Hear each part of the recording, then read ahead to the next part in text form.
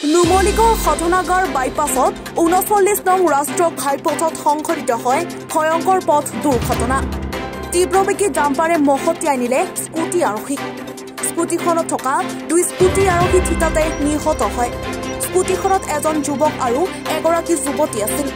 বাইপাছৰ ফুলনিগাঁৱত এই দুৰ্ঘটনাটো সংঘটিত হয়। স্কুটিখনৰ নম্বৰ হৈছে AS05R 7267 আৰু ডাম্পাৰখনৰ নম্বৰ হৈছে AS05SC 5501। ঘটনা সংঘটিত কৰি ডাম্পাৰৰ চালক হেণ্ডিমেনে পলায়ন কৰে। মৃত যুৱক যুৱতী হাল এতিয়াও চিনাক্ত হোৱা নাই। ডাম্পাৰ লোড ডাম্পাৰ আহি আছিলে, স্কুটিৱালাটো একে চাইডৰ পৰাই আহি আছিলে। তাৰপৰা এইখিনিতে ঢাপকৈ মই শুনিলোঁ, শুনি পেলাই মই এই দোকানৰ এইখিনিতে আছিলোঁ লৈ পেলাই। তাৰপৰা ওলাই পেলাই চালোঁ এটা তাতে পৰিলে আৰু এটা ডাম্পাৰখন ৰখা বুলি ক'লোঁ। ড্ৰাইভাৰকেইটা নামি পেলাই সিফালে গুচি গ'ল। ডাম্পাৰ তলত সোমাই আছে, ডাম্পাৰ তলত এতিয়া সোমাই আছে, স্কুটিও সোমাই আছে। Bureau' report NE24।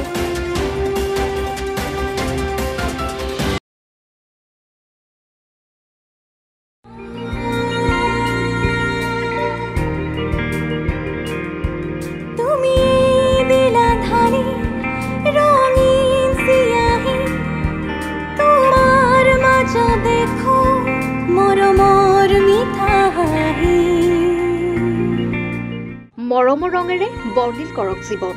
বিধিগতভাৱে এটি সন্তান তুলি ল'বৰ বাবে লগ ইন কৰক www.kara.wcd.gov.in